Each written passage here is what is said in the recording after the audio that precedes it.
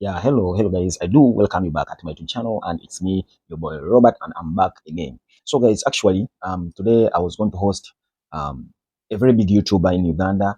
It's a very big icon. It's an inspiration, and actually, the network didn't let us make it. So actually, I'm recording this video right now because we've tried many times to connect to the network, and actually the streaming was not that good because it was tumbling, and a lot of insects were happening. So we just canceled the stream, the live that we are planning to make. So actually, what we decided to do is to just make it the way it is. So I'll just text a few questions that we are going to discuss about, things that we are going to be interacting about, and then she will be giving me her opinion according to the experience that she got when she was in Qatar. So I'll be asking her a few questions according to her experience when she was living here in Qatar and the experience she has had once she left Qatar back to Uganda. So this is an educative video. You can pick what you think is useful to you, or you just have to ignore what you think doesn't make sense or it's meaningless to you. So this video is all about an interaction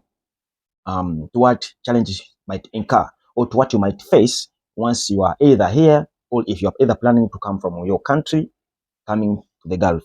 I'm right here in the Gulf, and I thought of me having an interaction with her would make sense, just that the stream live didn't work out the way we thought it would be. The network was not working well. So she will give you her own opinion according to her experience, and then we shall see. So I'll make a second video after this narrating what I think um, we are facing right here, and everybody as in general. So guys, I would ask you to subscribe to my channel. It's me, your boy Robert, and I'm back with another video. So guys, let's start the video.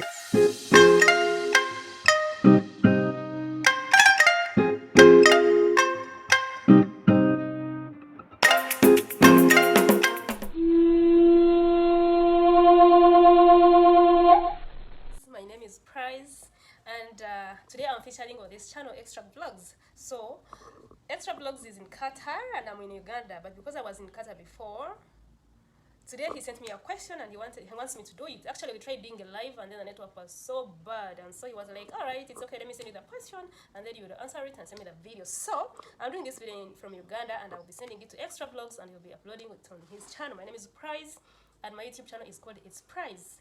Kindly subscribe to Extra Vlogs. He's a YouTuber, and make him grow. He's on his road to 1,000 subscribers.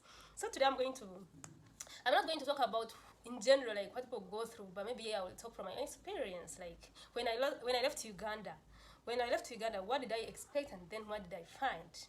Sometimes I think we use our bad experiences and then maybe we discourage others. But I hope this video will not discourage anybody. Take your chance. We are blessed differently. What works for me may work for you, or maybe me I was unlucky and you'll be lucky. So don't take this video like other countries are like that. Alright, so guys, subscribe to Extra Vlogs before you watch this video and give this video a thumbs up, subscribe and turn on your notification bell so that anytime he uploads, you get to know. So, what difficulties is it for starters to come? I think I was trying to say like what difficulties like starters face when they come in the Arab countries. So you guys, this is really funny. Like, oh my gosh, I don't feel like even I should share this, but anyway, let me share it. I remember when we reached in, we were 3 Ugandans and a Kenyan. Yes. Then we found there another Kenyan who had come like 2 days ago. So like we were in total 5 Ugandans and Kenyans. So I remember when we reached, of course, they called us in a meeting, and then they were like, hey, people, some things. I remember we did a meeting, and then this lady was telling us, people here don't like you people from that, from that continent. So you have to be extra, like you have to be extra good. If others are good, you have to be better because you have an added disadvantage. That's what our boss told us. Called us in a meeting and told us, I have brought you here, I have brought you in, but people here don't like you people. Like, oh my gosh, like, what's this? Imagine that's the first thing, like, a person calls in a meeting, the owner of the company, and tells you. So for me, my question was, like, if they don't like people, if they don't like us, why are you bringing us? Bring people that they like. Because I'm very sure also in other continents, there are people there who want to work. There are people in the Philippines who want to come, people in Nepal, people in India. Why are you then bringing people whom they don't like? Like, imagine the owner of the company has to tell you something like that, that I'm bringing you here, but people here don't like you. So, yeah, so you will come from Uganda and be like, I'm going to, but imagine, that was something like Imagine we hadn't even started working, we didn't know we were going to work, but that's something someone tells you in the first meeting. All right, for us who were lucky, that group, how we came, where we went to do our interviews first, this was a supermarket, and like we worked, like they could never show it to you direct that they don't like these people, we like these people. No, it was not like that, or maybe anyway, we'll get there. So I remember there is a certain Kenyan lady who went to do a supermarket who went to do an interview in a supermarket, and when she reached there, they didn't take her. So the owner of the company came and told her, they didn't take you because they don't like using you people, they prefer Filipinos. So in the first place, why had they called the Kenyan to go do an interview when they know they want Filipinos?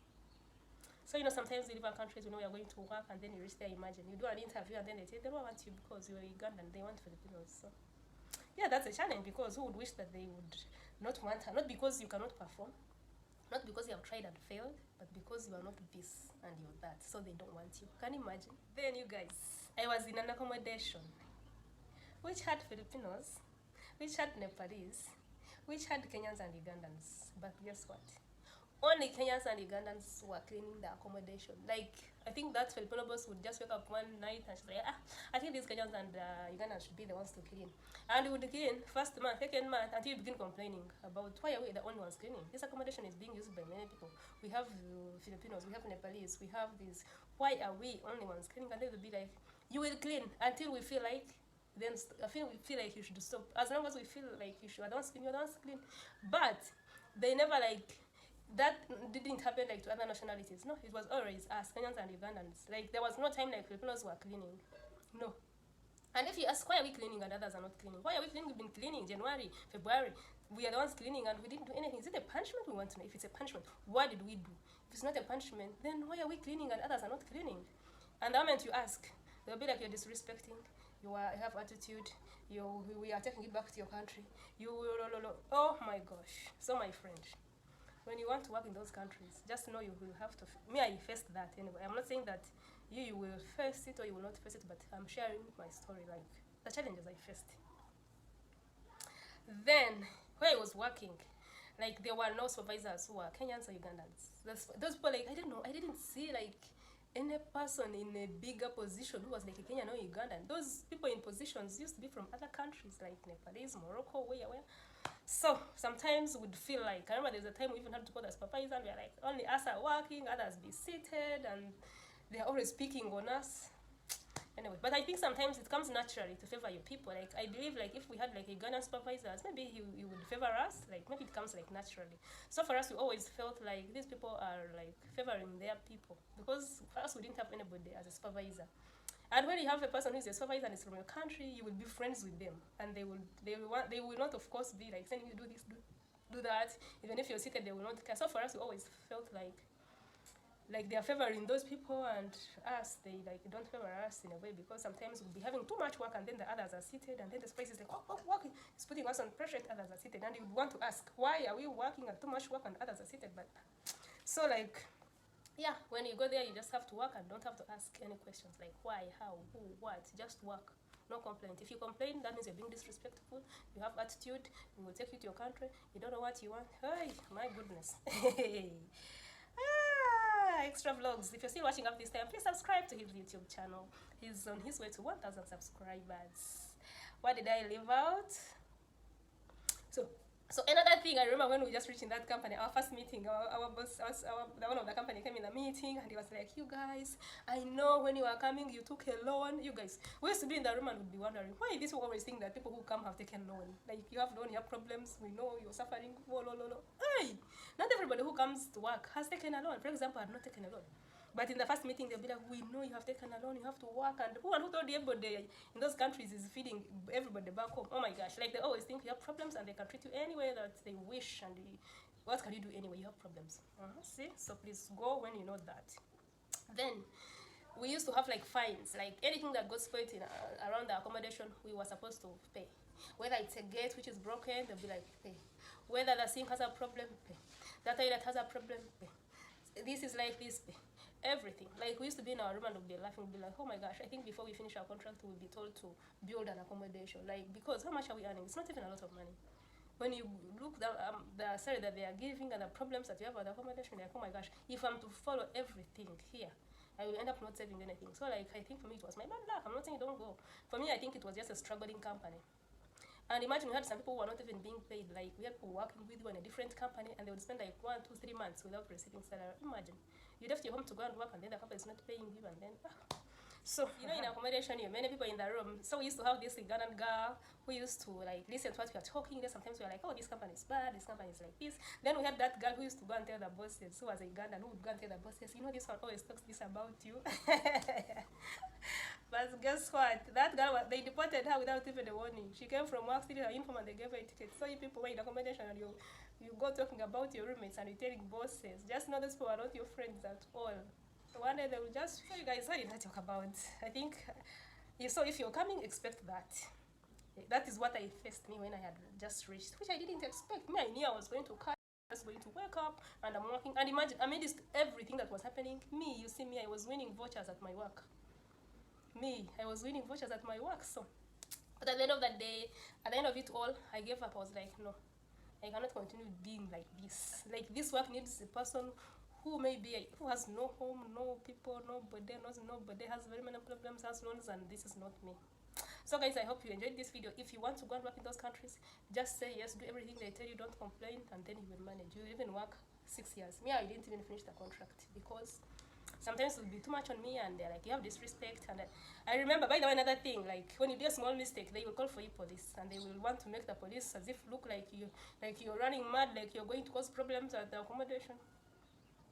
I remember they called the police on me and they said, do you go with her? You should go with her. She's going to bring problems on the accommodation. And I was just looking at the owner of the company like what's wrong with you? And then when we were leaving Uganda, they had told us we will have health insurance, health cards. So we didn't have health cards. I remember one time when the police came and I told them I've been sick, I don't have a health card. And the owner of the company looked in my eyes and said, you have. Man, I just spoke and lie. Oh my gosh, like, there is no way you can win. If there's anything, it will always be working against you. So guys, when you're going, just watch this video and then you know. Be humble. Ask me about climate changes, like climate changes, how does it affect us? Since for us, our climate is different. Because right now I'm in Uganda, but he sent me a question on Instagram and he told me priors. Talk about the climate changes, like how is it compared to Uganda? Do we face any challenges because of the climate? Thank you so much for watching. And don't forget to subscribe to his YouTube channel. My name is Price. So, climate, I was there. It's not such a big deal really.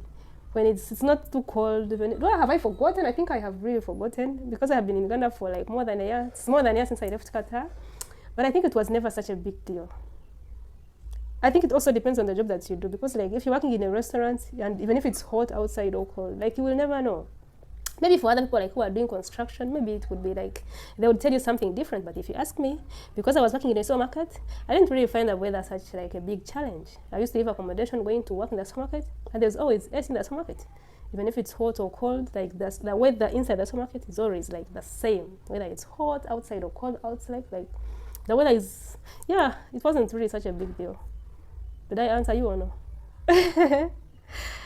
Yeah, but I already said it depends on the job that you're doing. If you're in construction, of course, then your answer will be different. What other jobs? I don't know. So for me, that's the weather. I don't know if this, I don't know if you will use this video, but if you ask me about the weather, I was in a supermarket and it wasn't such a big deal. I was working indoors. And also in the accommodation, always had AC. That's not a big deal really. Yeah, if you want to go there, weather shouldn't be a big deal. Even I didn't have winter jackets. I didn't have like specific blankets which I used because we had AC. You had just AC depending. You want it warm, you want it cold. This is so. Kindly subscribe to his YouTube channel and take him to 1,000 subscribers. Extra Vlogs is in Qatar, and because he knows I was before, he sent me a question and wants me to compare life in Africa and life in the Gulf. All right, since it's in Arab countries, I think he wants me to compare life in Africa and life in Gulf Arab countries. So the Gulf countries, same as Arab countries, I don't even know anyway. So today, that's what I'm going to talk about. You guys, before I went to those countries, you know, some people who go to those countries to work as cleaners, supermarket attendants, waitresses, sometimes we don't have our jobs back in Africa. So you're like, oh, instead of remaining here, let me just go to those countries. I'll be earning 1,000, and they think that's a lot of money. it's good to go there and see for yourself. You know, when you see companies advertising and you think, oh, when I go and work for that money, I think after 1 year I will come and buy the whole of Uganda. Because you have never had that money, like you think it's a lot of money. But now that I have been there and I'm now back, but I thank God I went through it. But I can assure you, life in Africa is the best. As long as you're not starving, as long as you're eating and sleeping, that's enough. Because at the end of the day, how much are they paying you, those people? Just 1,000. Even if you worked 5 years and you saved all of it. Because for me, there's a time I reached and I was counting. If I stayed here even 5 years and I'm not spending this money and I'm saving it, how much would it be? And will it even help me? I am away. I am missing this. I'm missing the food. I don't have freedom. Like, it's not worth it. Even if you look on other aspects of life, not even money, like socializing, being free, moving around, enjoying good weather, enjoying the climate, enjoying the people, like you sacrifice all that for nothing. But it's good to go there because maybe you will change somehow, not so much. I have not seen people who have been in those countries and they have come back and they're something. Maybe you just build a small house, maybe you didn't have a house and you just build a small house and then that's it. But even if 5 years in those countries, now that I have been there and I'm back, I know even if I spent there 8 years, I would not change my life as much. So for me, if you ask me life in Africa, of course, I would choose life in Africa. It's better.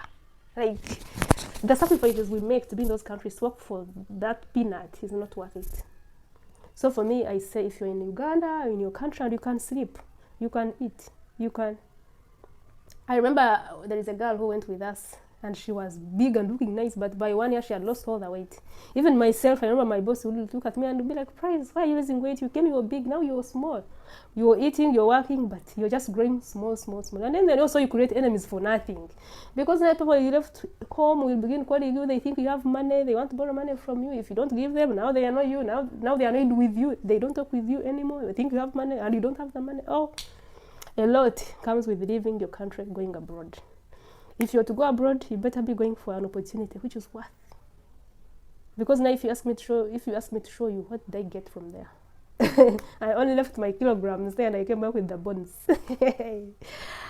I will choose life in Uganda any day, anytime. Any day, anytime.